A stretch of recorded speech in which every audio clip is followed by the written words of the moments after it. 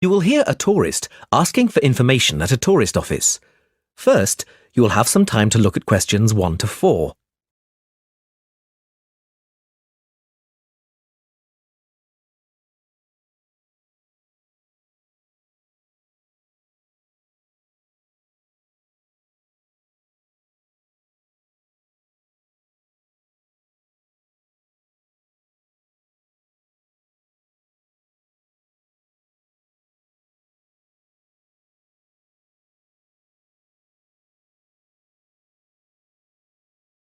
Now we shall begin. You should answer the questions as you listen because you will not hear the recording a second time. Listen carefully and answer questions 1 to 4.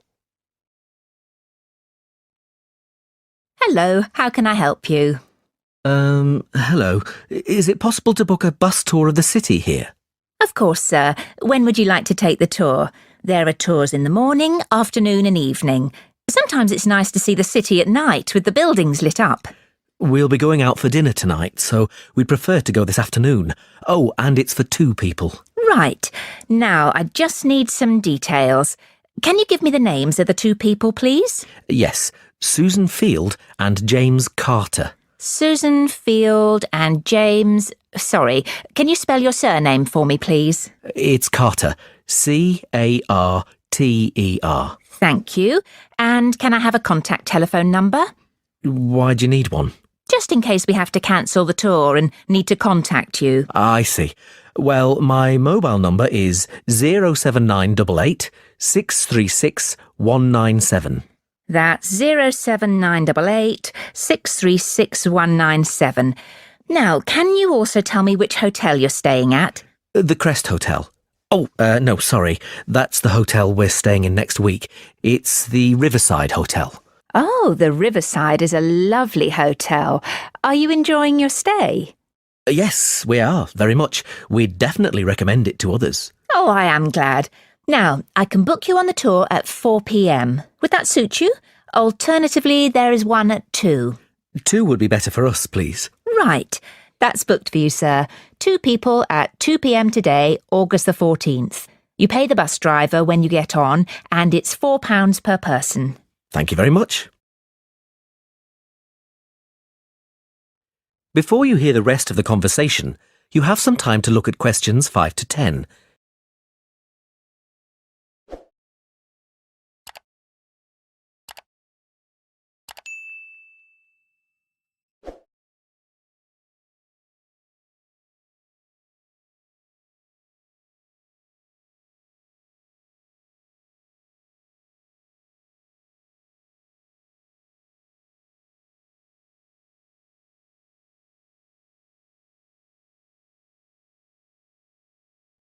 Now listen and answer questions 5 to 10. Can I also ask you about the museum in the main square? I was reading about it in my guidebook and was shocked to see that the entrance price is £10. Why does it cost so much? Well, the museum has the largest collection of Latin American art in Europe. People come from all over the world to see it. But that's not the reason why it's so expensive to get in. You see, the building is very old and it needs repairs. The £10 ticket cost will go towards repairing the roof and the walls. I see. Well, I suppose it's worth paying £10 to see the collection. Yes, I think so too. Is there anything else I can help you with? Actually, there is. I was wondering if you knew of any good restaurants in the area. Well, there are a few restaurants near the harbour and a couple on the beach, which are nice. The problem is that the smell of the fish market is quite strong down there. I don't think my girlfriend would be very pleased. I know what you mean. It's not very romantic, is it? My advice would be to go to the next town. It's bigger and the restaurant selection is wider. You can get there by taxi and it only takes about 10 minutes. The town is quite picturesque. Is it for a special occasion? Yes, it's my girlfriend's birthday, so I'd like to go somewhere special. Do you know any of these restaurants well enough to tell me about them? Well, I know about a few of them, and there are pictures in this leaflet here. Oh, this one here is lovely, the Bellevue, and it's extremely popular. It has a famous chef, so it's not cheap, but the standard of the food is very high. It's right by the sea, and there are wonderful views if you get a good table. Then there's the Lighthouse Cafe. You can see the picture here, which isn't really a cafe at all. In fact, it's a great restaurant, and a lot of TV celebrities and actors eat there. The place has been going for over 100 years. It's quite an institution around here. I'm not sure about those two. They sound too expensive to me. I was thinking of somewhere small, not too upmarket, but with good food. In that case, what about Harvey's? The same family has run this restaurant for over a century, and it's reasonably priced and really popular with local people. Oh, and there's another family-run restaurant, Stonecroft House. New owners took over a month ago, and they're getting good reviews. There's a new chef there, and the food is meant to be very good. This leaflet has the contact details for all the restaurants, so you can just call them if you'd like to book a table. Great, thanks. You've been very helpful.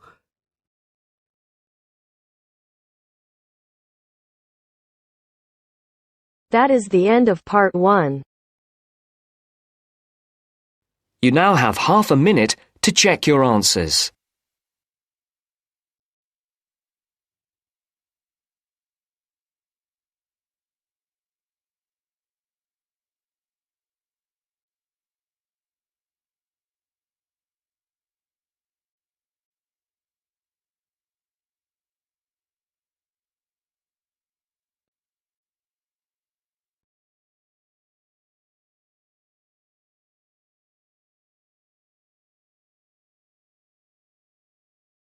Now turns to part 2. Part 2. You'll hear two teachers discussing a school trip. First, you have some time to look at questions 11 to 16.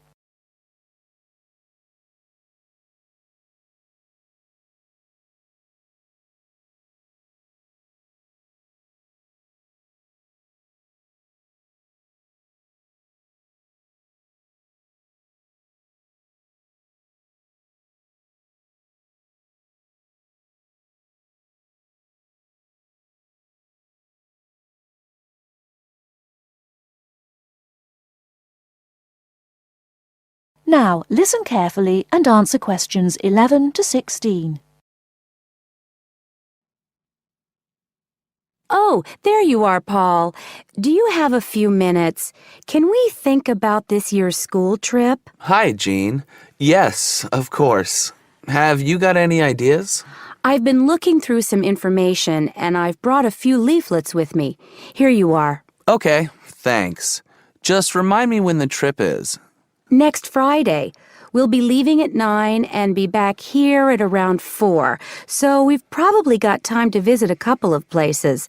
Let's see. What leaflet have you got there? Central Gardens. Looks like a nice place. It's open from 9 until 6, so we could go there anytime we wanted, really. What about there in the morning and then somewhere else in the afternoon? Farmers Market would be an option first as well, at least until they close at 1. Or we could try Grey Castle. That should be possible in the morning or in the afternoon. Oh, hang on. That's at the weekend. The last admission is at noon on weekdays. Greenhall says the same thing. Queen's Park opens at 8, so we could go there first. Or, according to these times, we could go there on the way back to school, because they don't close the gates until sunset during the week. Okay, that gives us a few options. We went to Queen's Park a couple of years ago, didn't we? I seem to remember that the pupils really enjoyed it. It'd be nice to go somewhere new as well. I've seen groups from other schools going around Grey Castle. So have I. But then again, maybe we should play it safe and go to Green Hall. At least we've got experience of taking classes round there. Farmers Market is popular with other schools, though, so it must be interesting. It'd be good to go somewhere where someone can show the pupils around, explain things to them. I've been on a tour around the castle, and they do a really good job. I think they have guides at the hall, too, don't they?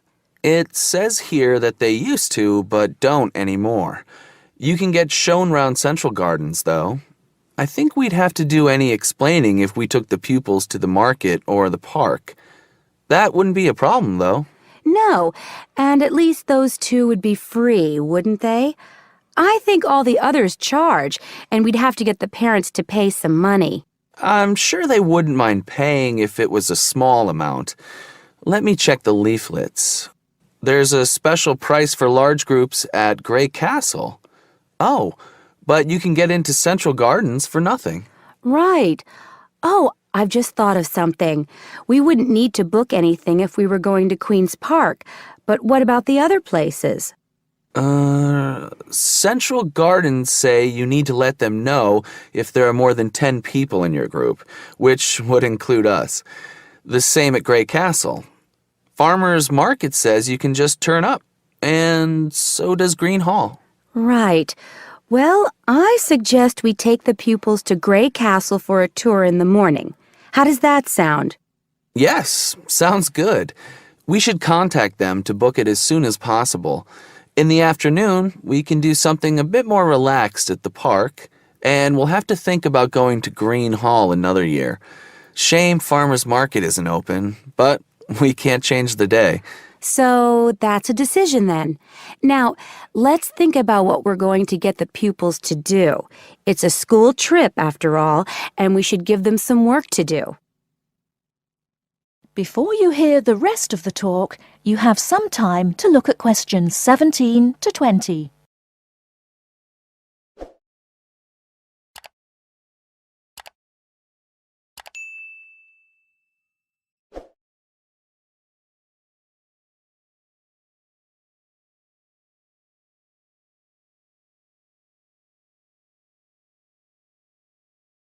Now listen and answer questions 17 to 20. I think they should know something about the place before they go. That way they know what they're looking at, and they'll be able to write about it better when they get back. I'll put some information together to look at home and give them copies after the next lesson. Good idea. I'll write something for them to do as they're going round the place. We did a quiz last year, and that worked really well. I'll do the same kind of thing this time. Okay. Now, what about the travel arrangements? How are we getting there? What do you think? I remember one year Mrs. Jackson took her group by bus, and that was a complete nightmare. It's quite a long way, isn't it? We could hire a coach for the day, which is what we usually do, or there's the train. It's rush hour, though, isn't it? So it'll be really crowded. And it'll be more convenient for the rest of the day if we've got our own transport. Yes, we'll do that then. Anything else? Oh, we need to let the parents know what's happening. We could ask the office to call everyone. It would take too long with so many. I know when we send a letter home, there are always a few pupils who lose it, but not all the parents have email yet, so I don't think we have any choice, really. I'll write something and take it to the school office this afternoon. Right. I'll go and tell the pupils the good news.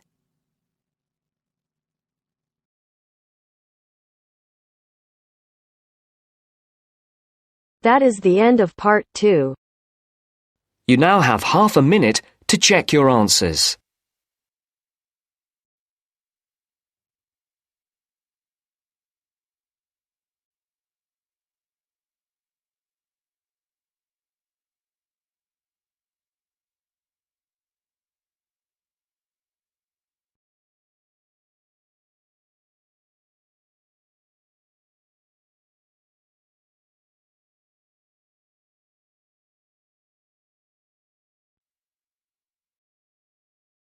Now turns to part 3. Part 3. You will hear two students, Jenna and Marco, discussing a business studies project they have to do. You now have 15 seconds to read questions 21 to 24.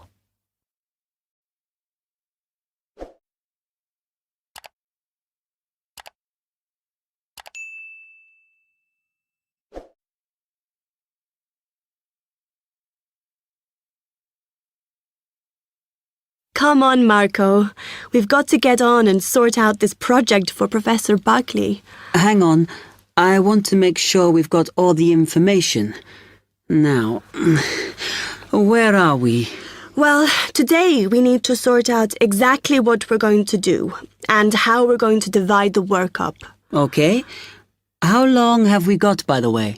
The end of term is April 6th, and he said to hand it in on week 8, so that's March 25th at the latest, because the beginning of that week is the 21st, so not long. Right. Have you got the notes there? Yes. He wants us to do a fairly small-scale study, like the last one, on whether or not businesses were offering more benefits to staff. And we've now got to look at the rise in older workers. It should be fairly straightforward. Yeah, as long as we keep it small. Who's marking it? I don't know. Sometimes he gets the PhD students to mark it for him. Oh, actually, it just says here, a senior lecturer. I suppose it's too much for Professor Barclay to do them all. Yeah. Anyway, how are we going to go about this? Well, we have to decide how big we want it to be and who. Yeah, but I think we must sort out a timetable for the project. Otherwise, nothing will get done. Okay. Do you want to do that? All right. I'll do it as soon as we finish here. Before you hear the rest of the talk, you have some time to look at questions 25 to 30.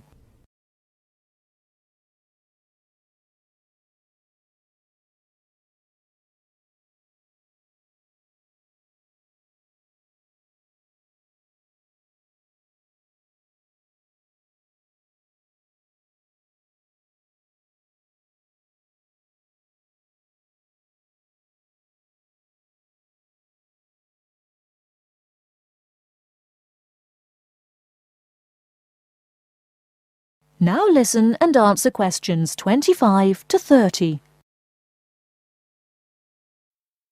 Okay. What do we have to do now for the project? What's the best way to go about it?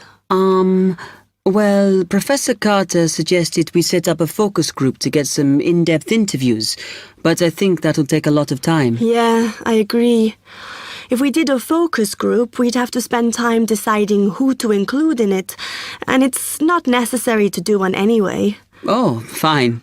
And if you agree, I think we should get in touch with the businesses on the list Professor Carter gave us and ask them if they're prepared to participate. Sounds good. Then we can go there, give them questionnaires and collect them later. Exactly. Okay. Then do we need to book one of those study rooms in the library so we can work together to input the data?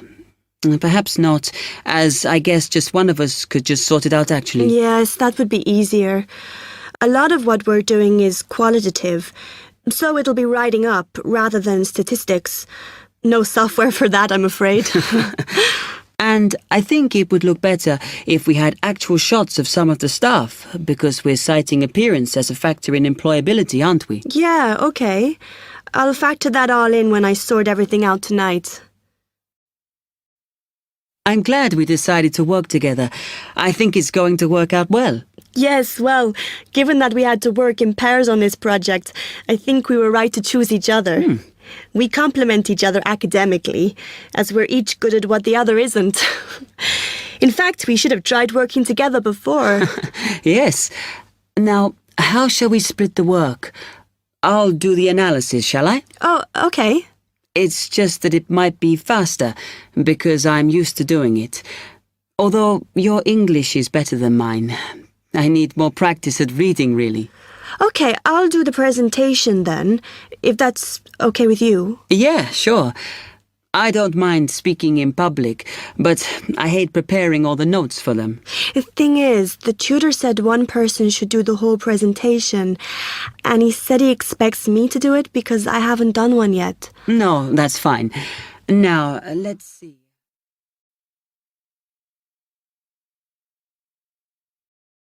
That is the end of part 3. You now have half a minute to check your answers.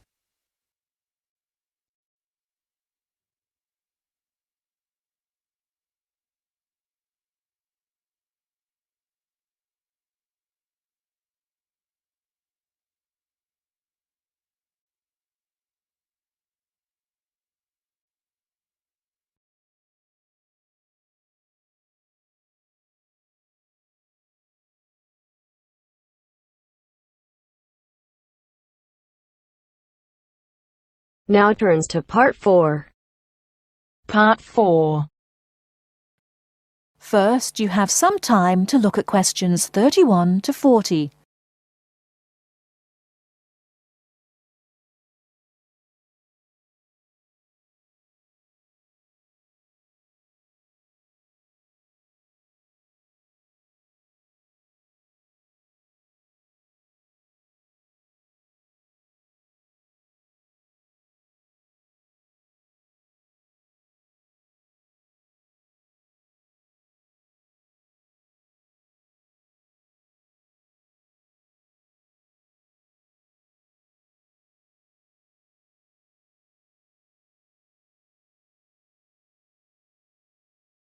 Now listen carefully and answer questions 31 to 40.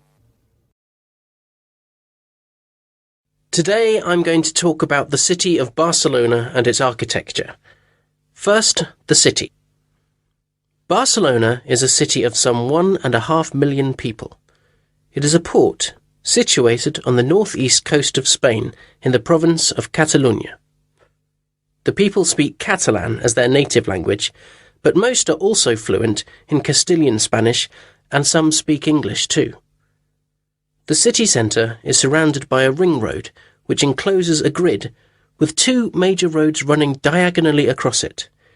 These are the Avenidas Diagonal and Meridiana. Probably the most famous street in Barcelona is La Rambla, which connects the Plaça de Catalunya in the town centre to the statue of Columbus on the water's edge. All along the centre of this wide boulevard are stalls selling flowers and artistic works. Barcelona was founded by the Carthaginians from modern-day Tunisia in North Africa. It grew under the influence of the Roman Empire, later becoming the capital of Spain. Under strong government, it expanded its trade, exporting cloth to other Mediterranean ports, and establishing itself as a financial centre. It went into decline after 1400, and in 1640 it was the centre of the Catalan Revolution against King Philip IV of Spain. Now it is considered by many to be the cultural centre of Spain, and the Olympic Games were held there in 1992. Now to the architecture.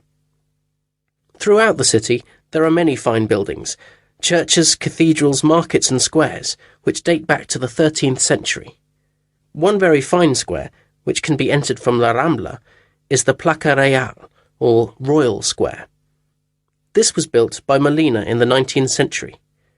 7 narrow passages lead into a large central area, which is surrounded by 2-storey buildings. Most of the ground floor is occupied by restaurants and bars, and it is traditionally a place of music and entertainment.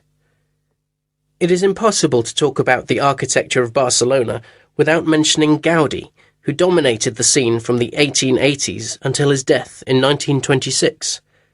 His style was unique, a decorative form of Art Nouveau, the style of the 1920s and 30s in Europe.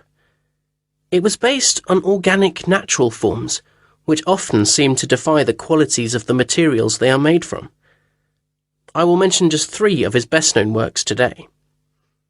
The first is Güell Palace. This was built for the Count of Güell, one of Gaudi's main supporters. The building features 2 arched gates, which lead into the stable area. Inside are 2 circular staircases, one for people and the other for horses. The ground floor is built of brick, but there is also much natural stone used in the construction. The roof is quite fantastic, with brightly coloured sculptures built around the chimneys and ventilation shafts. Another project commissioned by Güell is the park named after him. This was meant to be a garden city with 50 houses, but in fact only 2 were ever finished. The influence of nature is strong in the cave-like spaces and animal figures, and again, much use has been made of brilliantly coloured surfaces. But the greatest of Gaudi's works is still under construction, and it is not expected to be finished until 2041. He began work on this cathedral, known as La Sagrada Familia, Church of the Holy Family, in 1882, which means that it will have taken 159 years to complete. The finished building will have 18 towers, the highest being 170 metres high. The building will be 95 metres long by 60 metres wide, and it will hold 13,000 people, a truly impressive monument to Gaudi's great genius. And that's all we have time for today. Next week, we'll look at some of Gaudi's smaller projects and also his furniture designs. Please make sure that you complete your assignment on Le Corbusier by this coming Friday. That is the end of part 4. You now have half a minute to check your answers.